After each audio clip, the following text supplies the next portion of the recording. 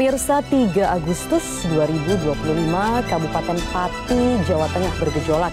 Bupati Sudewo didesak mundur, menyusul gelombang protes rakyat yang dipicu kenaikan pajak bumi dan bangunan hingga 250%.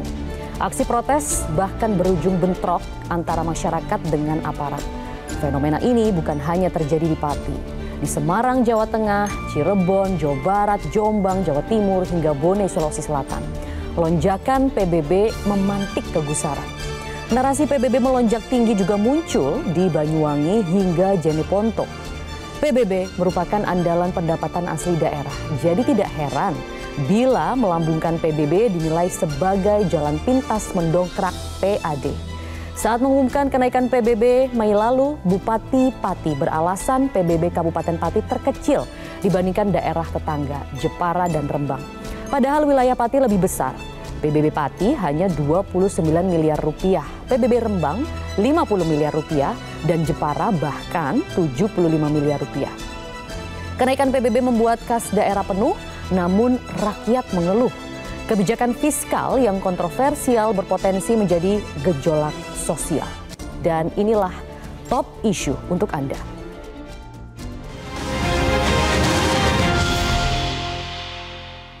Ya, pemirsa, sudah hadir narasumber di studio Metro TV. Ada Managing Director Paramadina Public Policy Institute, ada Mas Ahmad Hoirul Umam. Selamat malam Mas Umam. Terima kasih atas waktunya, dan juga ada pakar otonomi daerah Jo Hermansah Johan. Selamat malam, Prof. Jo. Terima kasih atas waktunya. Dan telah bergabung juga narasumber kami dari sambungan Zoom. Ada Ketua Komisi 2 DPR RI, Muhammad Rifki Nizami Karsayuda, dan juru bicara Paguyuban Pelangi Cirebon, Heta Mahendrati. Selamat malam, Mbak Heta. Selamat malam.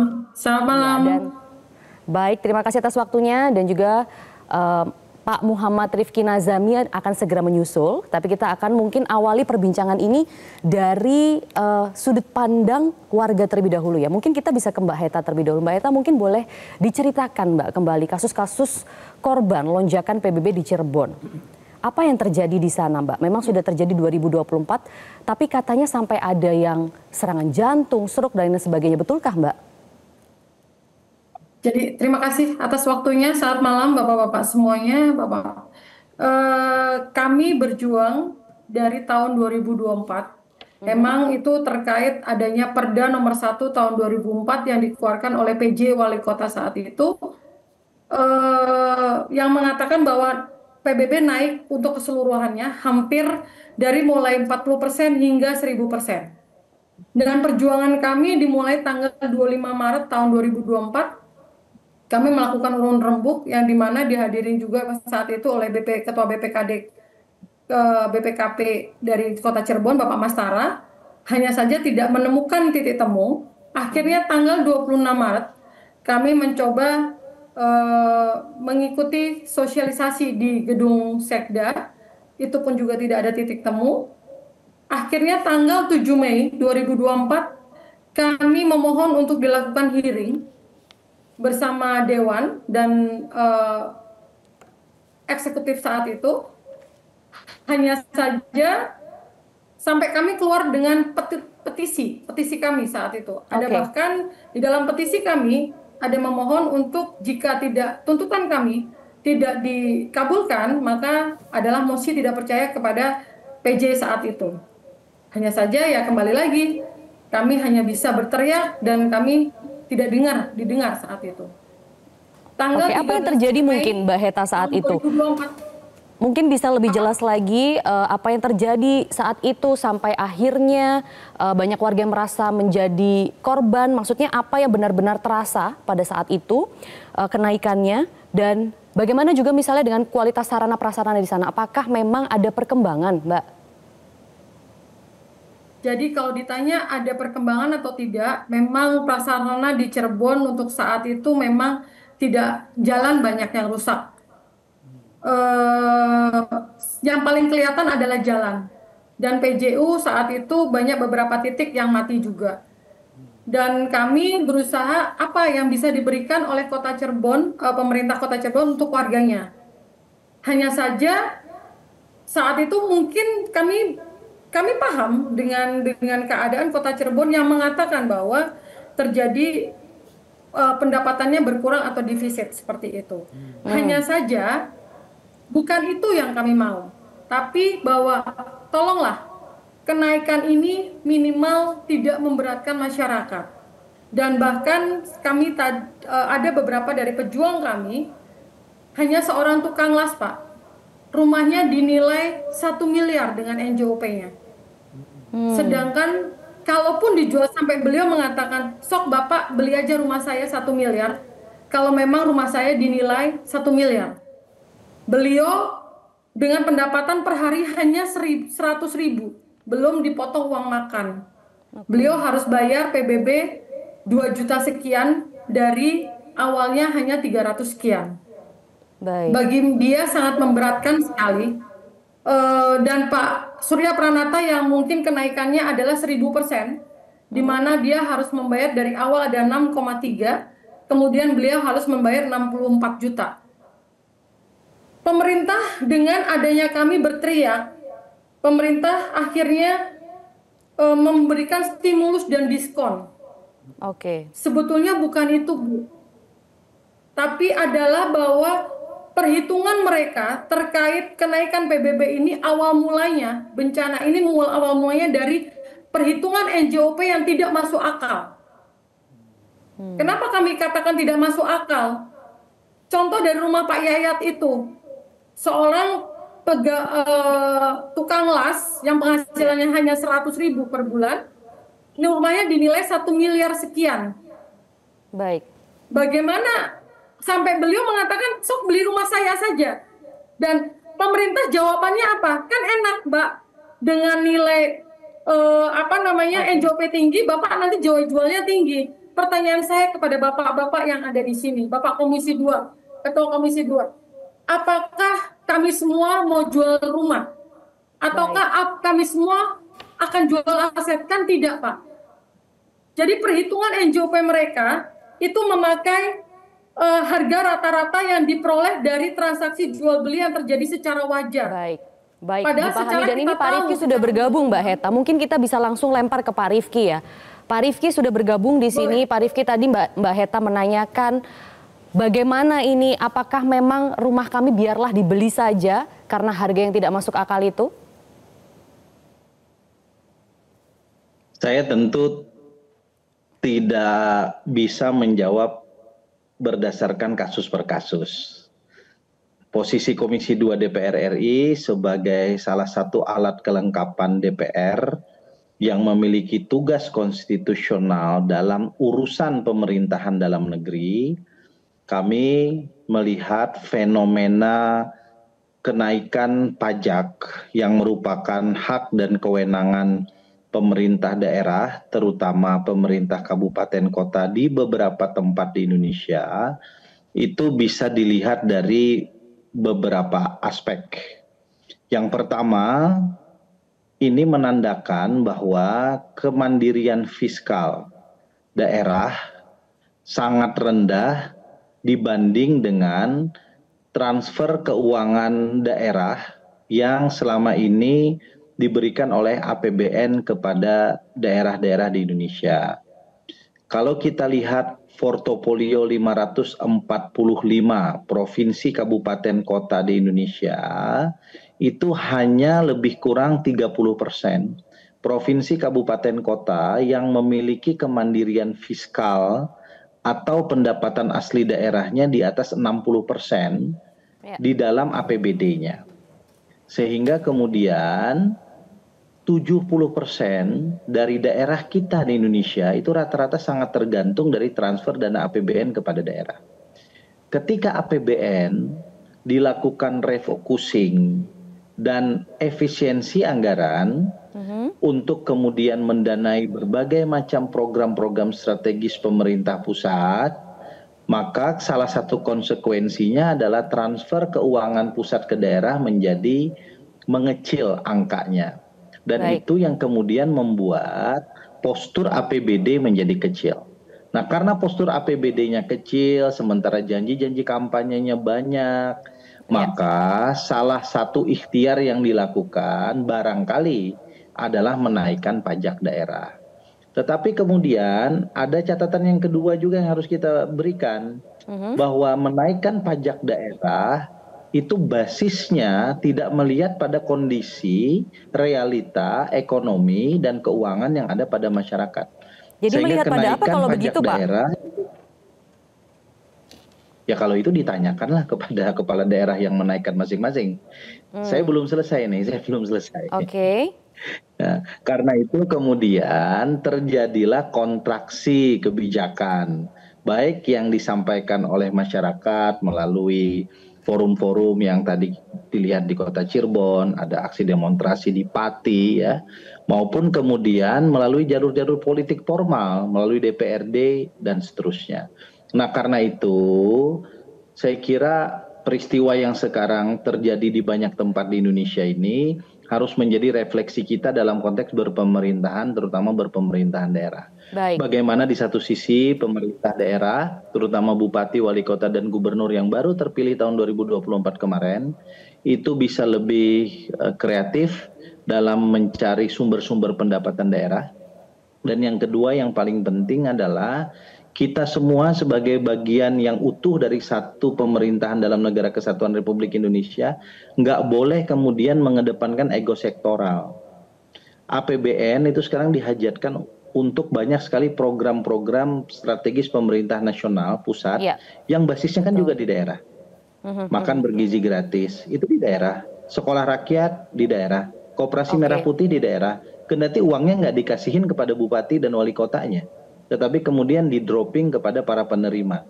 Nah, bagaimana kemudian bupati, wali kota melalui para gubernur masing-masing itu bisa menselaraskan program-program yang ada untuk kemudian mendorong agar kesejahteraan rakyat bisa dilakukan. Sehingga fokus lain yang selama ini mungkin belum bisa dibiayai oleh APBN dengan cukup baik, tadi contohnya infrastruktur daerah, perbaikan jalan, jembatan yang merupakan kewenangan kabupaten, itu bisa didorong. Sisanya biar kemudian dijadikan program-program yang dihajatkan atau dibiayai oleh APBN. Baik ya. Menarik tadi pembahasan juga dari Pak Rifki, ada kemandirian fiskal dan lain sebagainya. Memang betul ini wewenang otonomi daerah ya, dengan raja-raja kecilnya itu para kepala daerah. Dan tadi juga ada perkataan bahwa kenaikan PBB ini tidak bisa berpatokan dari kondisi ekonomi dari masyarakat, tergantung pada daerahnya masing-masing. Nah, Prof. Jo melihatnya bagaimana ini soal kemandirian fiskal, apakah memang kita bermasalah dan apakah ini juga persoalan dari potret bulam otonomi daerah dengan raja-raja kecilnya? Oh iya, jadi kalau soal kemandirian fiskal itu memang barang yang sudah lama. Ya, jadi kira-kira ketika kita membentuk daerah otonom dulu tidak memperhitungkan aspek kemampuan daerah, tapi lebih karena faktor politis. Itu kan lahir DOB setelah reformasi ya, lebih dari 200-an. Nah itu karena sifatnya politis, daerah itu dimekarkan. Tetapi sebetulnya kemampuan fiskalnya tidak mencukupi untuk bisa membiayai urusan pemerintahan daerahnya. Nah oleh karena itu maka daerah-daerah itu lalu mengandalkan dana transfer dari pemerintah pusat, ya dana TKD namanya, transfer ke daerah untuk belanja pegawai, DAU, ternyata kondisinya juga sekarang mungkin untuk mengecil bikin jalan, ya kan, DAK, fisik. Nah tiba-tiba ada kebijakan pemerintah nasional yang baru karena presiden baru kan, ada Inpres nomor 1 2025 yang keluar mendadak di awal pemerintahan di awal tahun. Bupati ini baru pada naik ya pada bulan Februari 2025 dilantik. Nah kemudian yang dia lihat adalah APBD-nya, kasnya itu berkurang karena tidak jadi ada dana transfer sekitar 51 triliun. Ya untuk semua daerah otonom itu, ya tidak jadi atau tidak jadi, ya yang 51 itu udah tidak jadi karena diambil oleh pusat untuk kepentingan strategis nasional kan itu tadi. Nah efisiensi alasannya. Nah tetapi kawan-kawan bupati ini terkandung janji nih sama rakyat ketika kampanye kemarin di bulan November 2024. Lalu berusaha memaksakan untuk bisa tetap bangun jalan, bikin jembatan, rumah sakit. uang sudah nggak ada. Lalu jalannya apa? Nah, konsultasinya sama kepala desa, sama camat, sama perangkatnya, naikin aja pajak, Pak. Nah, gitu, naikin pajak PBB sampai 250%, ada yang sampai 1000%, bahkan ada daerah tertentu yang sampai segitu. Nah, itu tadi kasus di banyak tempat mendapat protes dari rakyat. Karena memang nggak masuk akal kalau tiba-tiba naikin pajak sebanyak itu. Yang paling masuk akal adalah bagaimana?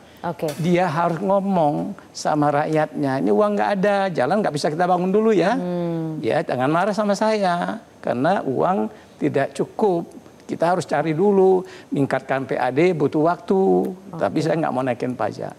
Nah, itu sebetulnya kalau didialogkan, dikonsultasikan, mungkin tidak akan gaduh seperti sekarang. Baik. Jadi ini karena keadaan yang terpaksa, tapi apakah bisa dimaklumi, Mas Umam, seperti itu? Apakah memang rakyat yang harus menjadi korban? Kalau memang ada cara lain, misalnya dialog tadi. Iya, kalau apa yang tadi disampaikan oleh Prof. Jo, saya pikir itu justified. Karena sebenarnya basis dari desentralisasi, Mbak Maria, itu harusnya menghadirkan tata kelola pemerintahan daerah yang baik atau local good governance.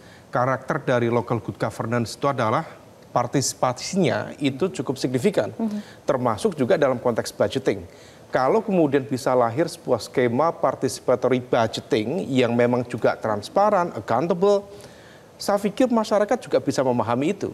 Nah, problemnya ketika kemudian proses partisipasi itu tidak ada, maka kemudian muncul keajaiban-keajaiban seperti ini. Tiba-tiba ada ikan yang luar biasa. Banyak luar biasa dan kemudian semuanya dihadapkan pada realitas yang tidak mudah. Tetapi memang apa yang tadi disampaikan oleh Mas Rifki juga, bahwa itu adalah sebuah evaluasi yang cukup signifikan, sangat fundamental terhadap proses desentralisasi yang berjalan di Indonesia praktis sudah sekitar 20-an tahun ini. Memang kalau misal realitas 70% daerah yang kemudian sifatnya masih sangat dependent ya, sangat bergantung pada kewenangan secara fiskal, secara keuangan dari pemerintah pusat, maka itu harus kemudian menjadi evaluasi cukup serius. Ditambah lagi, dulu desentralisasi itu dilakukan misalnya dalam konteks pilkada langsung, dulu dipikir bahwa kalau misalnya kemudian di pilkada dipilih secara langsung, rasa-rasanya tidak mungkin rakyat segitu banyak akan dibayar semuanya. Dan ternyata realitas per hari ini dalam situasi politik transaksional yang luar biasa, ternyata itu mungkin terjadi. Sekian desa, sekian kecamatan dibayar semuanya. Nah, situasi seperti itu yang kemudian membuat banyak sekali kepala-kepala daerah kemudian mencoba untuk berpikir instan. Mereka tidak lagi kemudian mencoba untuk melakukan langkah-langkah yang lebih inovatif, lebih kreatif, misalnya dengan optimalisasi BUMD, kemudian optimalisasi potensi Sudah daerah lewat waktu, pariwisata dan lain sebagainya.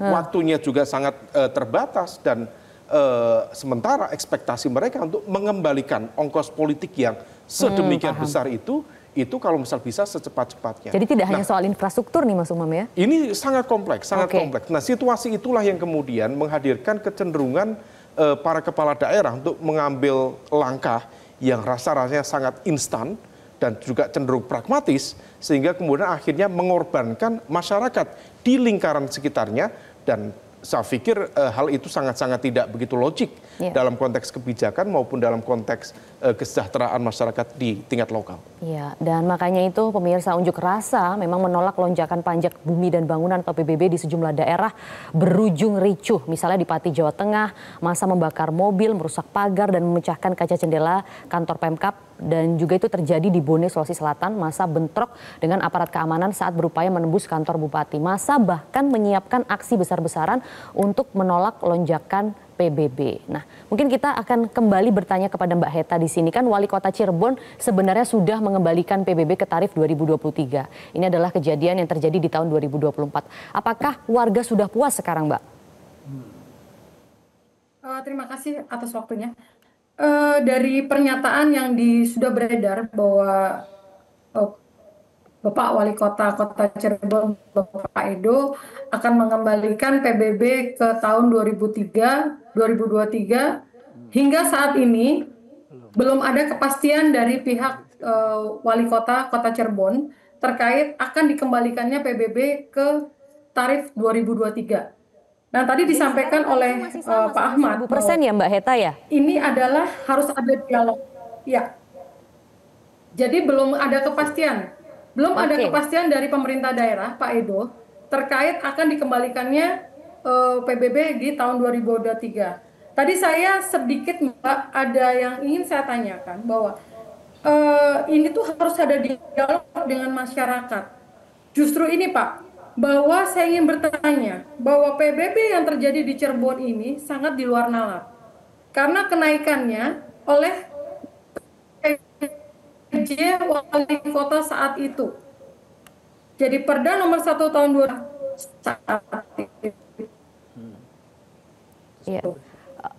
Mbak Heta, suaranya tadi sempat terputus, mungkin boleh diulangin Pak Mbak Heta pertanyaannya?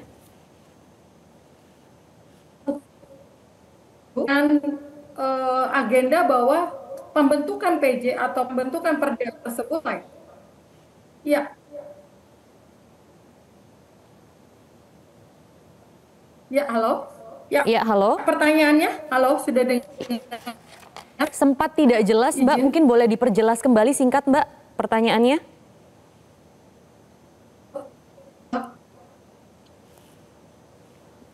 Halo. Ya, sepertinya ada. Ya, sayang sekali sepertinya ada gangguan suara dengan Mbak Heta. Nanti mungkin kita akan coba lagi. Prof Jo, ada tanggapan tadi dari soal kasus kekhawatiran ya, ternyata masih belum, masih belum berubah. Kita pikir sudah ini. Iya, nggak bisa juga kalau pemerintahan itu kan memerlukan waktu, ada birokrasi, ada pembuatan perkada baru. Nah itu kan sudah ada arahan dari gubernur, diskusi, arahannya konsultasi wali kota baru ya, yang menyatakan bahwa tidak akan menaikkan. Jadi dan dia sepakat. Nah itu harus ada proses untuk menerbitkan SK baru, ya perkada baru maksudnya.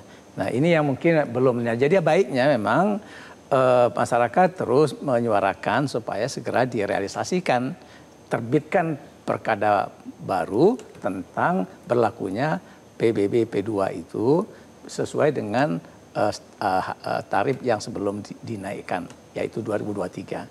Jadi saya kira memang penting masyarakat terus rewel meneriakkan ini supaya segera diterbitkan perkada baru. Oke, kalau soal kenaikan PBB ini sebenarnya Mas Umam itu harusnya kalau ingin ada kenaikan itu apa sih harus dilakukan oleh kepala daerah? Apa misalnya pertimbangannya? Kalau memang tidak melihat pada kondisi ekonomi masyarakatnya, terus melihat pada apa dong? Ya, memang ada beberapa hal yang kemudian harus diperhatikan. Pertama dari aspek legalitas. Memang sekali lagi ini perlu dikelirkan ya, karena di beberapa kejadian memang itu didasarkan pada perkada. Artinya peraturan kepala daerah dan itu bisa secara unilateral dikeluarkan oleh kepala daerah tanpa kemudian membutuhkan approval dari pihak DPRD. Tetapi kalau misal bicara tentang konteks kebijakan yang sangat strategis dan melibatkan kesejahteraan masyarakat, seharusnya memang tidak menggunakan perkada tetapi perda, peraturan daerah. Artinya juga sebaiknya memang melibatkan DPRD dan kemudian bagaimana partisipasi masyarakat, harus ada proses dialog dengan sejumlah stakeholders masyarakat di tingkat lokal, dan kalau misal itu bisa dilakukan, saya pikir proses komunikasinya akan baik. Nah itu yang pertama, aspek legalitas. Yang kedua, aspek kepatutan dan juga keadilan. Kalau misal kemudian ada kenaikan dan bisa dijelaskan sesuai dengan kebutuhan masyarakat di daerah, tentu bisa diterima. Tetapi kalau misal asas kepatutannya ada yang 250%, 1000%, 1250%, itu kan sesuatu yang jangankan para pengusaha, masyarakat sendiri juga akan dibuat kejut-kejut, dan itu impact-nya bukan hanya dalam konteks bagaimana keseharian masyarakat, tetapi juga berdampak serius terhadap bagaimana iklim investasi di tingkat lokal, bagaimana kemudian kepercayaan, daya beli masyarakat dan sebagainya. Nah oleh karena itu hal-hal seperti itu hal yang sangat fundamental. Kalau misal kemudian itu bisa di take over dengan baik, saya pikir prosesnya akan bisa jauh lebih smooth. Tapi kalau misal tidak, apa yang terjadi saat ini di beberapa daerah akan terjadi instabilitas politik lokal. Dan kalau misal kemudian proses politiknya sudah bergulir, itu sudah ego antar elit yang bermain. Kalau sudah ego antar elit yang bermain dan masyarakat juga begitu terlibat dalam proses itu, maka akan terjadi instabilitas keamanan. Nah, ini kita tidak berharap yang terjadi di Cirebon, di Bone, di Pati, dan di daerah yang lain, itu kemudian bergulir dan akhirnya akan menstimulasi gejala-gejala revolusi sosial pada tingkat lokal yang justru sangat tidak produktif dalam konteks pembangunan ekonomi ke depan. Baik, kita masih akan lanjutkan ya. Perbincangan ini masih banyak sekali yang bisa dibahas, pemirsa, jadi jangan kemana-mana, tetaplah bersama kami.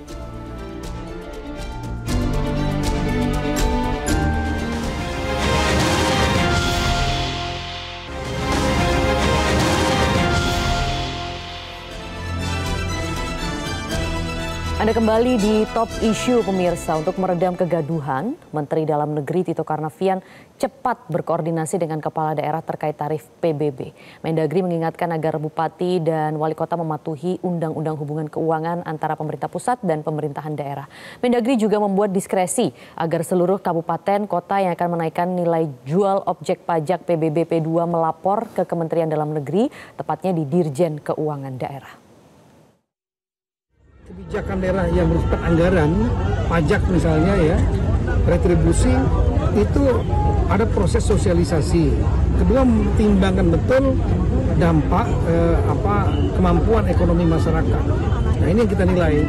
Jadi saya mohon rekan-rekan kepala daerah lainnya, setiap mengeluarkan kebijakan yang berhubungan dengan pajak, retribusi, jangan sampai memberatkan masyarakat. Lakukan bertahap saja. Jangan bertahap, itu selama penghitungan NJUP juga harus hati-hati. Ya. Jadi jangan sampai memberatkan masyarakat. Prinsip. Ya, Pak Rifki, mungkin dari sini kita bisa melihat apakah memang apa nih akar persoalannya sebenarnya? Apakah memang Kemendagri merasa kepala daerah ini kurang sosialisasi, agak nakal begitu ya di sini, atau sebenarnya Kemendagri yang lalai kontrol?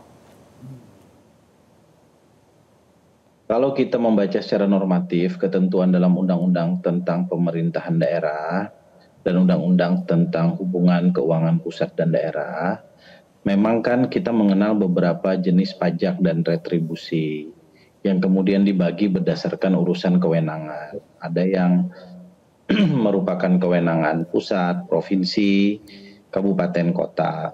Nah, selama ini karena itu merupakan kewenangan dari kabupaten kota misalnya, dan produk hukum untuk kemudian menjadi dasar bagi terbitnya pajak yang merupakan kewenangan bupati dan wali kota itu bukan peraturan daerah, maka memang alat kontrol yang bisa dilakukan oleh pemerintahan yang lebih tinggi, apakah itu gubernur termasuk pemerintah pusat melalui Kementerian Dalam Negeri, menjadi lebih longgar. Bahkan hampir tidak ada kalau dalam bentuk perkada dan seterusnya. Nah, justru peristiwa-peristiwa yang terjadi belakangan hari ketika misalnya terjadi lonjakan prosentasi yang sangat besar terkait dengan pajak-pajak daerah ini membangun kesadaran kita bersama bahwa memang controlling dari pemerintah pusat kepada pemerintah daerah dalam skala dan dosis tertentu itu harus terus dilakukan.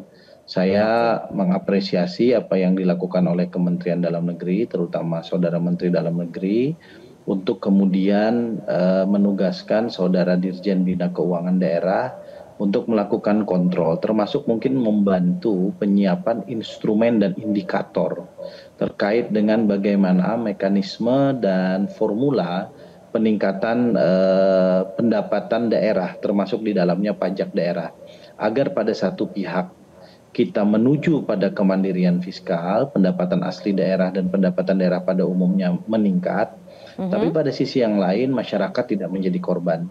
Tadi Mas Umam misalnya memberi contoh, bagaimana kepala daerah itu mampu memerankan badan usaha milik daerah sebagai salah satu instrumen peningkatan penerimaan daerah. Yang kita juga tahu dari total 1.571 BUMD yang ada di Indonesia, itu lebih dari 70%-nya sakit. Tiap tahun minta penyertaan modal dari APBD, tapi kemudian penyertaan modal itu hanya digunakan sebagian besar untuk membiayai operasionalisasi BUMD, menggaji dewan komisaris, dewan pengawas, dewan direksi, karyawan, yang kemudian kalau kita lihat dari teori cost and benefit ya, cost-nya terus minta ke APBD, tapi benefitnya, keuntungannya dalam bentuk dividen nggak pernah dilakukan. Nah karena itu problem ini sebetulnya problem besarnya adalah bagaimana kemampuan daerah, kepala daerah, beserta seluruh perangkatnya, DPRD, provinsi, kabupaten, kota itu mampu kemudian mengikhtiarkan celah-celah pendapatan daerah yang selama ini mungkin tidak digarap dengan cukup optimal. Pada sisi yang lain, ini juga memberikan pelajaran kepada kita semua bahwa ketergantungan APBD terhadap APBN itu tidak selamanya bisa kemudian dilakukan. Ketika Presiden sebagai the Chief of Executive, kepala pemerintahan tertinggi, ya, menginginkan ada program-program strategis nasional yang sekali lagi tadi saya katakan lokusnya juga ada di daerah, itu kemudian ternyata kepala-kepala daerah tidak sanggup untuk menginstrumentasi bagaimana kemudian program-program strategis nasional ini bisa juga dianggap sebagai bagian dari cara para kepala daerah, gubernur, bupati, dan wali kota itu bisa menyuguhkan berbagai macam hidangan program untuk rakyatnya. Kita terlanjur mendikotomikan selama ini, pasca otonomi daerah, pasca Undang-Undang 22 tahun 1999, Prof. Jo nanti bisa menambahkan. Kita terlanjur mendikotomikan kewenangan. Yang ini milik daerah sebagai kewenangan otonom, yang ini milik pusat. Kalau kemudian sebagai kepala daerah tidak melaksanakan kewenangan otonom, seolah-olah kita tercerabut marwah dan harga dirinya sebagai kepala daerah. Padahal konsepsi kepala daerah dalam negara kesatuan yang berotonomi menurut pandangan saya tidak begitu. Baik. Mungkin Mas Umam silakan tanggapannya. Dan juga sekaligus ini berarti peran DPRD bagaimana? Check and balance-nya juga bagaimana begitu? Ya, karena kita menganut sebuah sistem ya, dalam konteks ini bagaimana eksekutif dan legislatif itu bisa menjalankan sebuah pemerintahan yang efektif. Memang di dalam konteks kebijakan publik yang strategis itu tidak serta-merta kemudian ditimpakan semua akuntabilitasnya kepada kepala daerah. Memang DPR juga harus kemudian in charge di situ.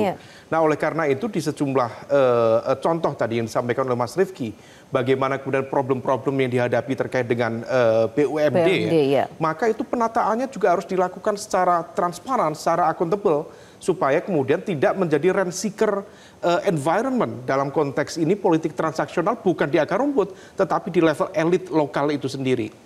Nah di saat yang sama juga harus dipantau secara ketat, karena banyak juga sebuah pendekatan-pendekatan yang tampaknya populis, tapi sebenarnya juga itu menjadi sebuah langkah yang agak dibilang pragmatis, tapi juga bisa berdampak serius terhadap keuangan daerah. Misalnya di banyak daerah yang tidak memiliki kemampuan fiskal yang memadai, ada sejumlah inisiatif misalnya dari kepala daerah untuk melakukan rekrutmen honorer. Yang tampaknya oke-oke saja, tetapi dalam konteks kebijakan publik tingkat lokal itu menjadi sarana, instrumen untuk mengakumulasi kekuatan dana. Karena ada elemen-elemen yang kemudian mencairkan dalam tanda kutip itu sebagai alat fundraising dalam konteks pendanaan yang kemudian barangkali transparansinya juga perlu dipertanyakan. Ada juga yang kemudian memainkan tukin pegawai di daerah, ada juga yang kemudian melakukan jual beli jabatan di tingkat lokal, dan salah satu yang kemudian sekarang muncul adalah pajak yang lipatannya itu sangat luar biasa. Nah oleh karena itu local base revenue ini itu harus betul-betul dipikirkan bersama. Memang ini menjadi tugas semua pihak, terutama memang dari Kemendagri. Jangan sampai kalau misal 20 tahun kita menjalankan desentralisasi, yang kemudian sehat itu masih 30%, yang dulu ya sudah 30% itu artinya kan tidak terjadi ekstensifikasi, tidak ada kemajuan yang signifikan.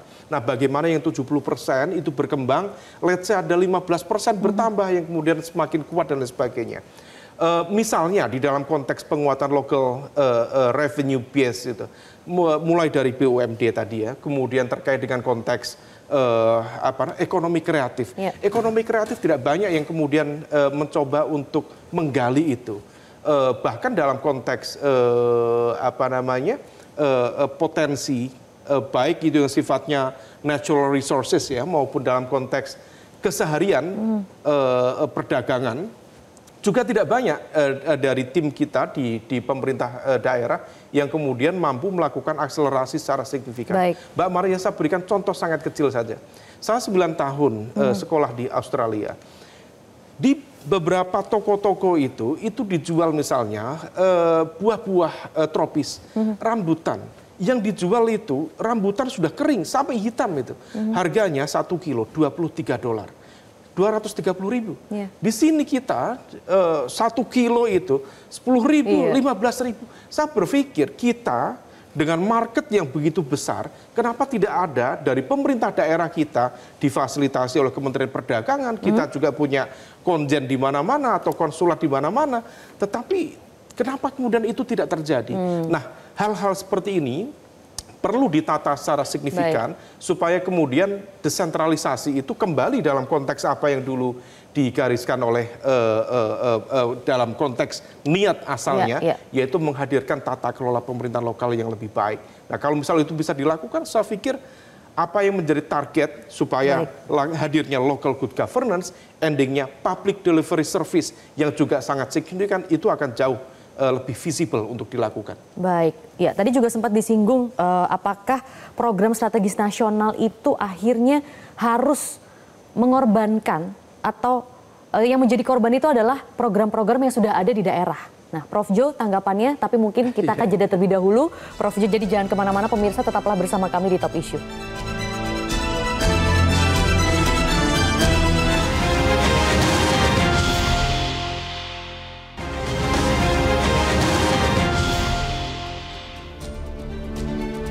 Kembali di Top Issue, pemirsa, dan kita juga masih tersambung dengan Jubir Paguyuban di Cirebon. Ada Mbak Heta di sini. Mbak Heta, mungkin bisa di penutup segmen ini berikan harapannya, Mbak, karena ternyata PBB-nya masih sama ya, pemberatan yang dirasakan warga masih sama. Ya, izin harapan kami sebetulnya akar permasalahan dari Cirebon itu adalah adanya kenaikan NJOP yang tidak masuk akal dan di luar nalar. Tolong dihitung kembali cara perhitungan NJOP.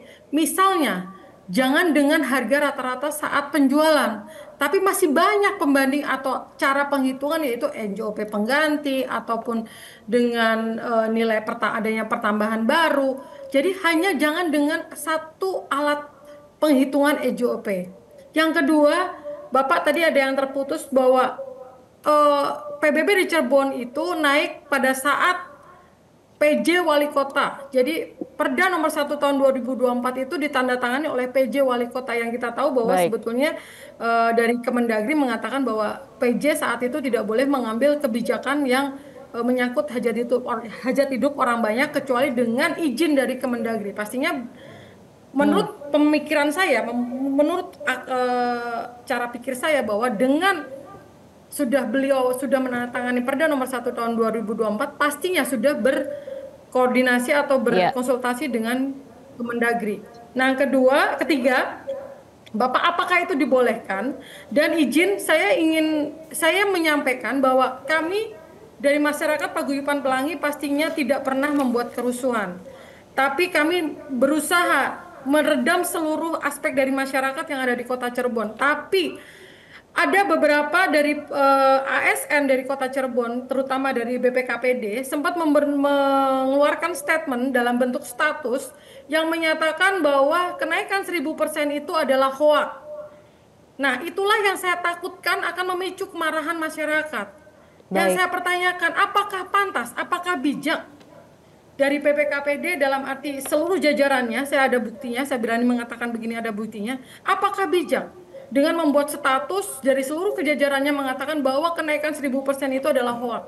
Sedangkan kita tahu, kita punya bukti bahwa memang ada kenaikan 1000% yang range kenaikannya memang tidak seluruhnya 1000%, tapi hampir 700%, 800%, 600%. Apakah bijak orang ASN mengatakan bahwa apa yang kami suarakan itu adalah hoak? Sedangkan pada saat kami hearing di Dewan itu dibenarkan dan diiyakan. Itu aja, Pak. Baik, dimengerti, saya, apakah Mbak Heta itu justru tidak menimbulkan kegaduhan seperti itu?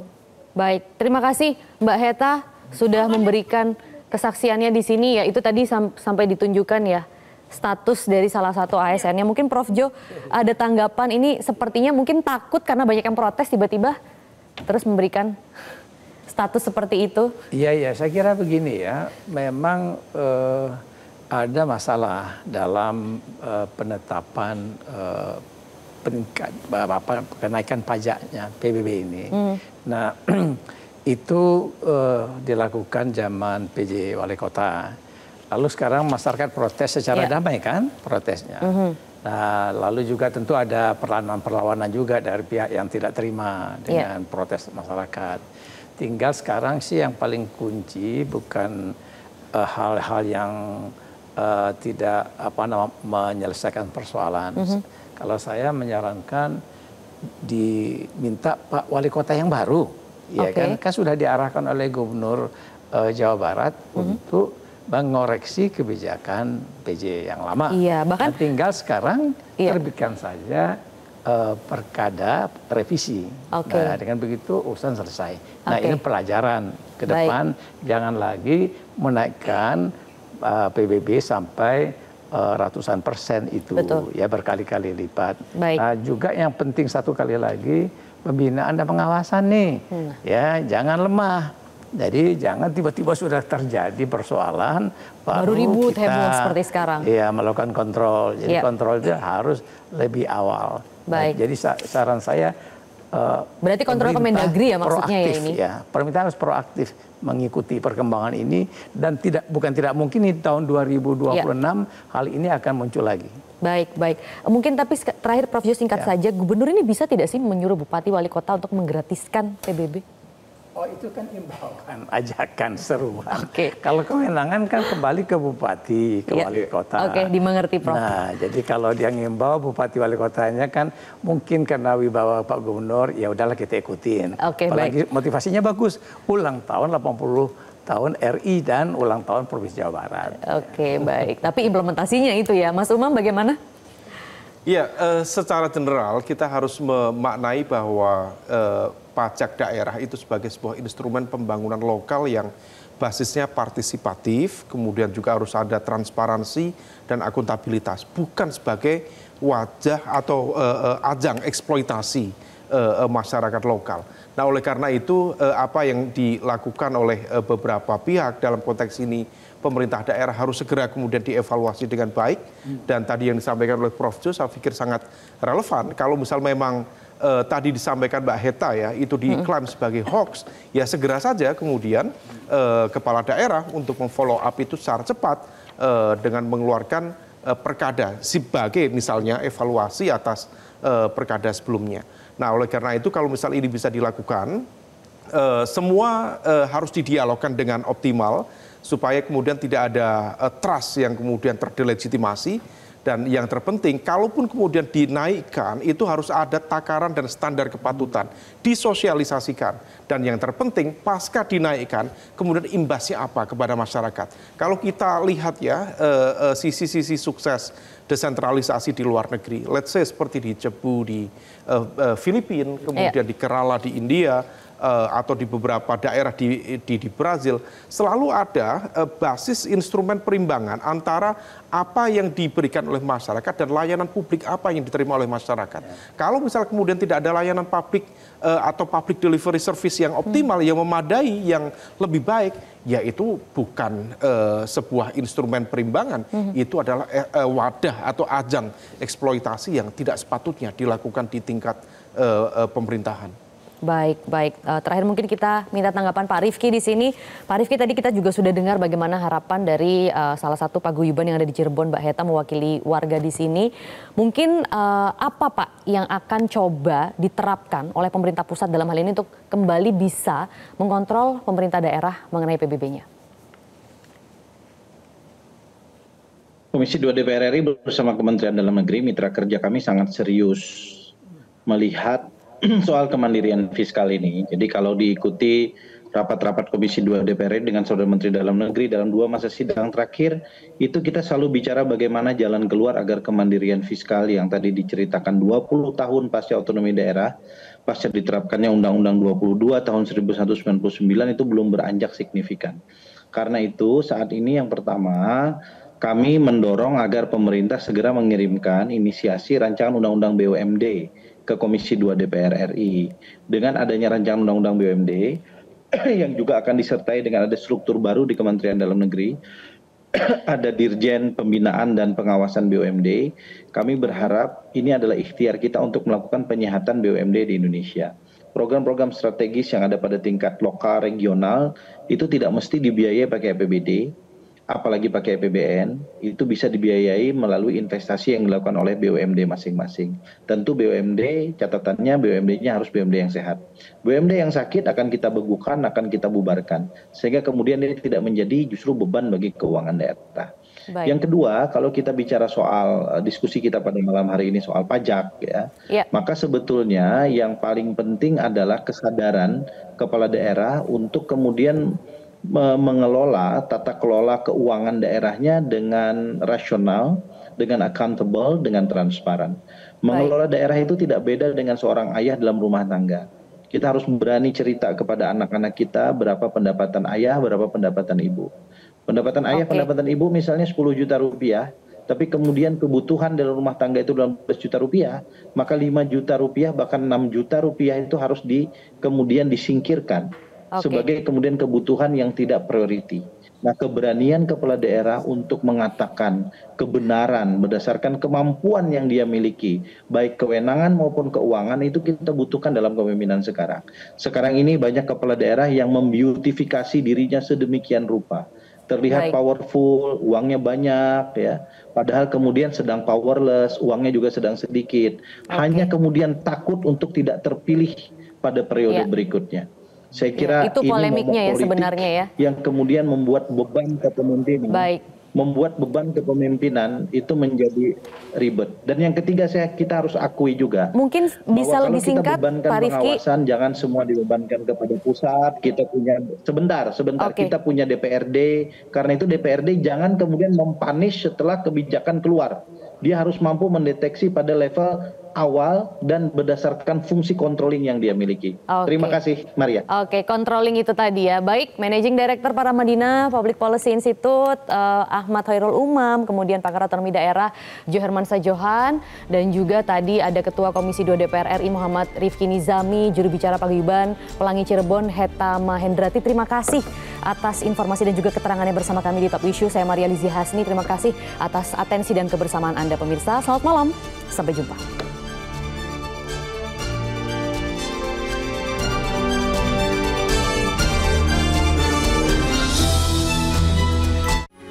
Metro TV. Jelajahi cara baru mendapatkan informasi. Download Metro TV Extend sekarang.